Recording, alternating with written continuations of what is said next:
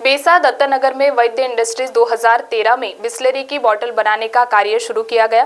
Bisleri के साथ साथ कंपनी ने फर्नीचर और सैनिटरी पैड्स बनाने का काम भी शुरू किया, जिसके कारण दत्तनगर के रहवासियों को धुएं की परेशानी होने लगी।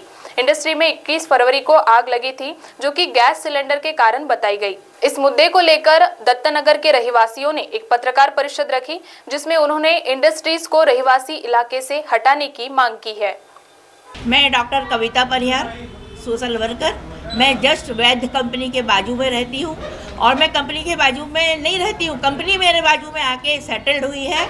अगर वहाँ कंपनी होती तो शायद मैं अपना बंगला वहाँ कभी नहीं बनाती। और ये रेजिडेंशियल एरिया है। इनने पहले बिस्लरी का प्लांट लगाया तो हम लोगों ने ऑब्जेक्शन नहीं लिया, क्योंकि हमको नॉइस पोल्यूशन नहीं होता था, साउंड पोल्यूशन नहीं होता था।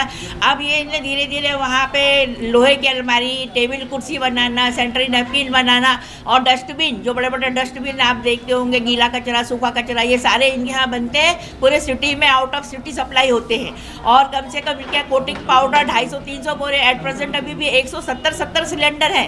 अगर उस दिन 2-4 सिलेंडर फट जाते तो पूरी दत्तनगर, हमारी बस्ती पूरी समाप्त हो जाती। आज हम आपके सामने खड़े हैं तो ये भगवान की और ईश्वर की मेहरबानी है कि हवा का रुख इस तरफ नहीं हुआ।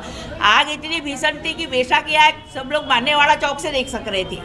हमारी मांग ये है कि वैद्य अपनी कंपनी कहीं भी लॉन्च करे, हमको कोई प्रॉब्लम नहीं है। हमारे रेजिडेंशियल एरिया में, हमारे एरिया में ये कंपनी हमको कतई नहीं चाहिए। ये हमारी नहीं, ये पूरी बेसा वासियों की मांग है कि ये कंपनी हमको वहाँ नहीं चाहिए। अगला कदम हमारा, तो हमने तो वैसे भी वहाँ पे कलेक्टर ऑफिस में भी जाकर डेपुटेशन दिया है, CEO साहब को भी डेपुटेशन दिया है। अगर ये नहीं हुआ तो इसके बाद हम लोग जन आंदोलन पे उतरेंगे, लेकिन कंपनी हम अब चालू नहीं होने देंगे। अभी हम बच गए हैं, ये ईश्वर की कृपा है हम लोगों पर। ये कंपनी को हटाने के लिए हमने बावनकुड़े साहब को ज्ञापन सौंपा है, हम लोगों ने इनको ज्ञापन सौंपा है, अपने CEO साहब को सौंपा है, कलेक्टर साहब को सौंपा है, और हमारे जो सरपंच थे यहाँ के बेसा के बेल्ट रोड के, उनको भी ये ज्ञापन हमने दिया है। उनके तरफ से कोई आश्वासन नहीं लिया, उन्होंने अपना लिया निवेदन और फाइल में रख लिया, जिसके ऊपर आज तक कोई कार्यवाही नहीं हुई।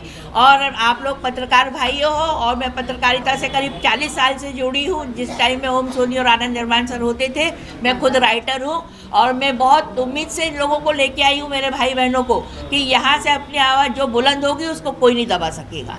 महाराष्ट्र TV 24 के लिए कैमरामैन कृणाल पानूरकर के साथ खुशबू परियानी, नागपुर।